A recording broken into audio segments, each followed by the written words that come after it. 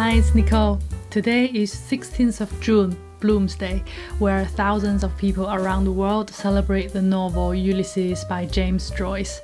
And 2022 is special because it's the 100th anniversary of its publication in Europe. I said in Europe specifically because readers in America had to wait another decade or so before they got to read the whole book because it was banned for inappropriate language and sex. In today's video, I'm going to tell you briefly what the story is about, and we'll look at one episode as an example. I will show you a couple of paragraphs and explain one reason why Ulysses is so hard to read. And I will share with you 5 tips that helped me to finish reading Ulysses, and at the end I have a special thank you. The novel happens on one day in Dublin on 16th of June 1904. The Victorian era had finished about 3 years ago, and we were now in the Edwardian era. We first of all follow a young man called Stephen Dedalus, and then for the majority of the book we follow a guy called Leopold Bloom. That's where Bloomsday comes from, is his name. And then lastly, we follow his wife, Molly Bloom. It's a very ordinary day in Dublin, and we see the most ordinary people getting on with their lives. Bloom got up and made breakfast for his wife. He fed the cat. He decided to go out and buy some kidney for his own breakfast. So he walked past the school, he stood in a queue outside the butcher, he paid for the kidney, and he tried to follow this random woman in the street, but fortunately he lost her in the crowd.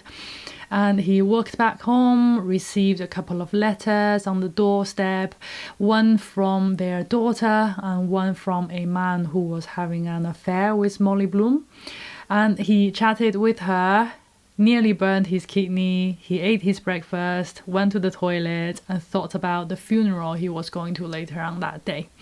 And that is a very sketchy summary of episode 4. This might sound extremely boring to you, but the confusing and fascinating thing about Ulysses is that the story is narrated both in third person and in first person.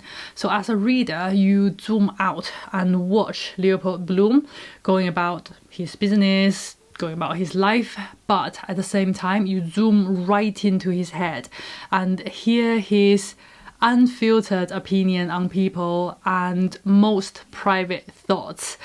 A lot of time in half-formed sentences. For example, why did he want to follow that woman in the street, and what did he think about the way she walked, and all of this without quotation marks or any markers in the text to distinguish which are the actions, which are the thoughts, which are from the third person perspective, which are from the first person perspective, and that can be very confusing. I'll give you a small example. This is Bloom.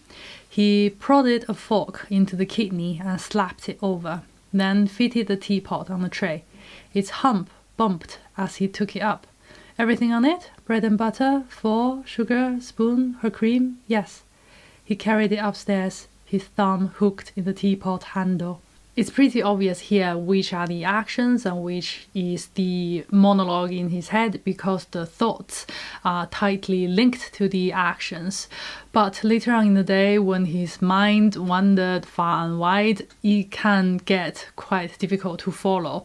I'll give you another example. Here, Bloom came across an acquaintance called McCoy.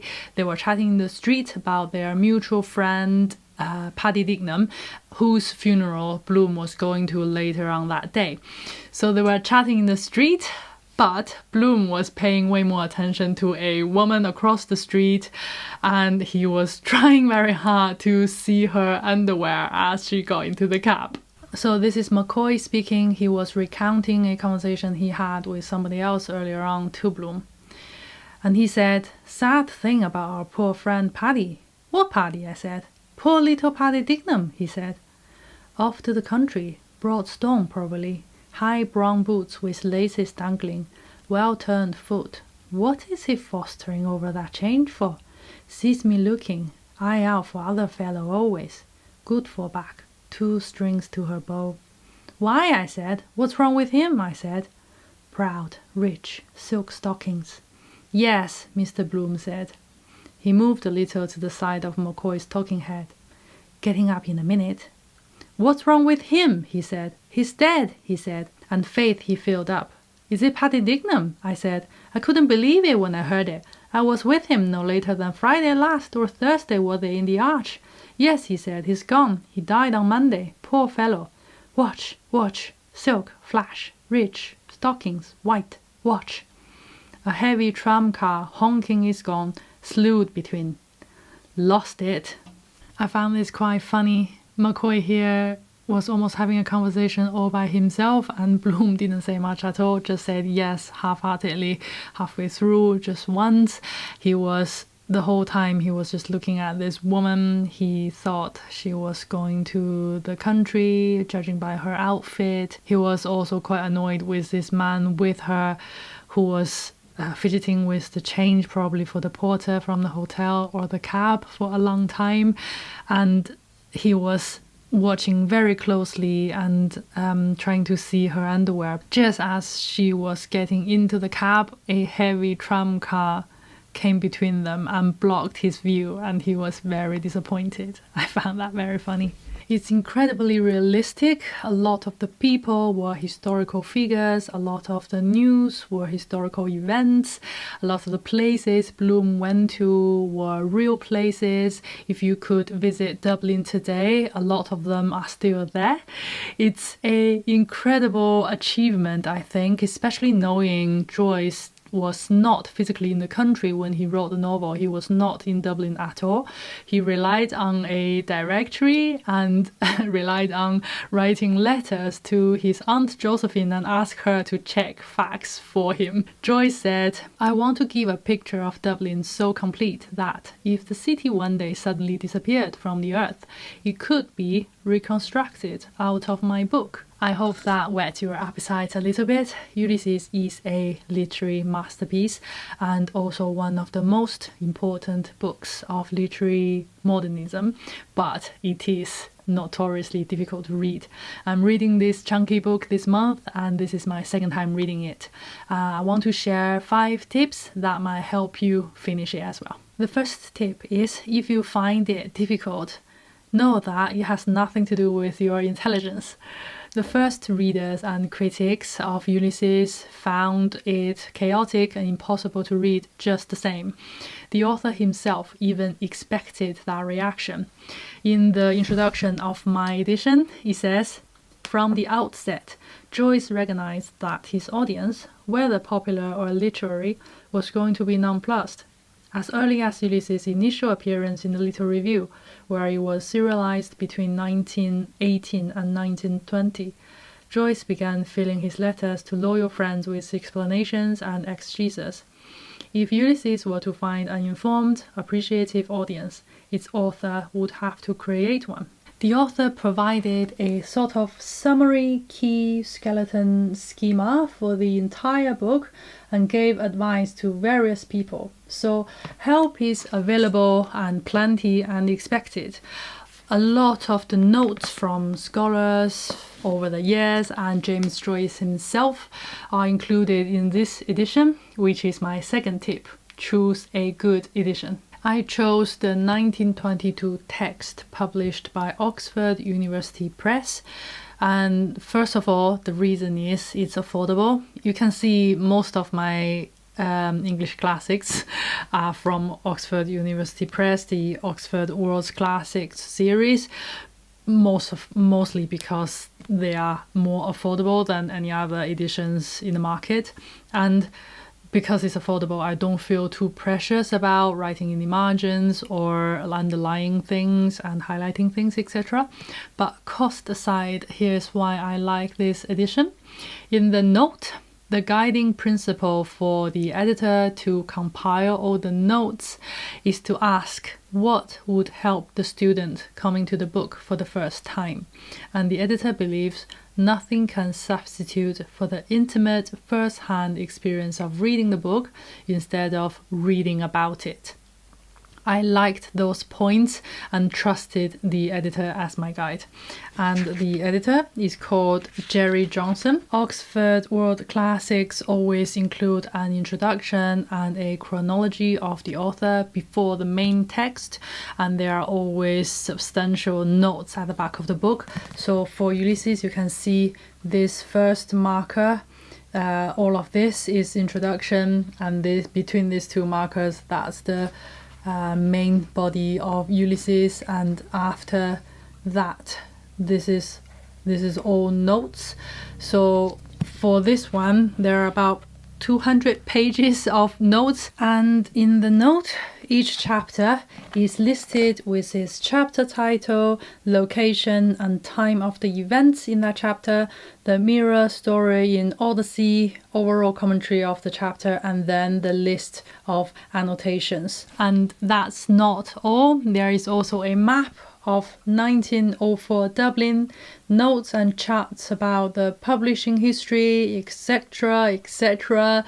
The amount of work that went into this edition is staggering.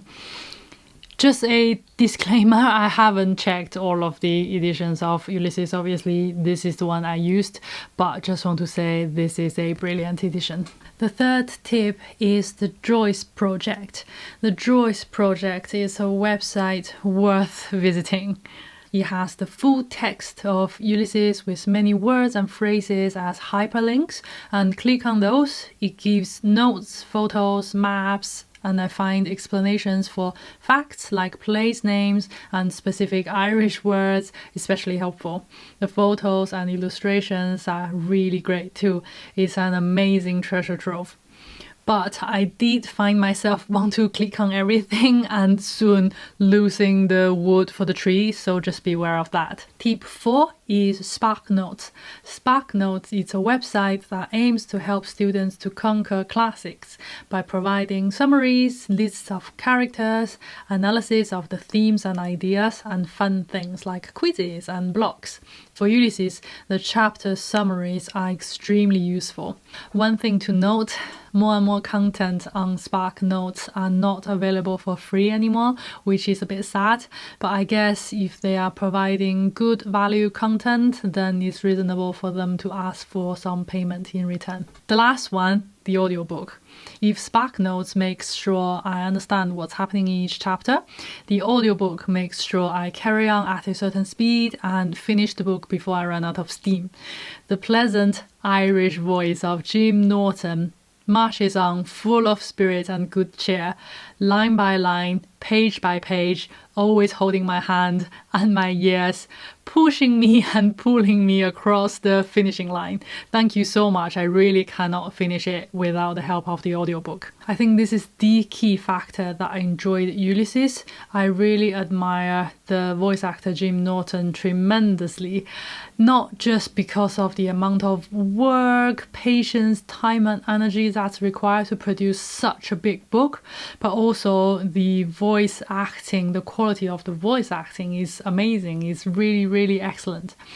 I've mentioned that the third person narration and the first person monologue can be quite confusing. One thing that makes the matter even worse is that there are song lyrics scattered among the monologues, so there are song lyrics just blend into the sentences, and without the audiobook, there's no way I could tell what is what, but the voice actor just bursts into singing every now and then. It's entirely delightful. So those are my 5 tips, but none of it will work without you. You as a reader, you just need to open the book or press the play button. If you listen to the 27-hour Ulysses audiobook and only listen to it half an hour per day, you can finish it within 2 months. And I think that's reasonable. That's not too bad at all. And one last thing, this TED Ed video is excellent. It talks about a lot of the things that I didn't mention in my video, things like a lot of the chapters in Ulysses are written in different styles, and its relationship with Homer's Odyssey. It's so excellent. I saw no point duplicating the information in my video, so I'll link it in my description box. I encourage you to just give it a watch. Lastly, I want to say thank you to Katie from Books and Things especially. She mentioned me in her recent video just this week, and maybe some of you come from her channel or are here for the first time. It's really good to have you. Thanks for visiting. If you've seen my newbie tag video, you might have seen that what I found most difficult as a new booktuber is that as I make videos every week, there are sometimes few views or few comments or just very little interaction that can feel a bit lonely or discouraging, like what's the point, what am I doing here? So that's why it's especially nice when you guys leave a comment or like my video, especially like Katie mentioned me in her video. That's such a big encouragement. I really appreciate it. I hope you like this video, and I think that's all for today. Thank you for watching. I'll see you in my next one.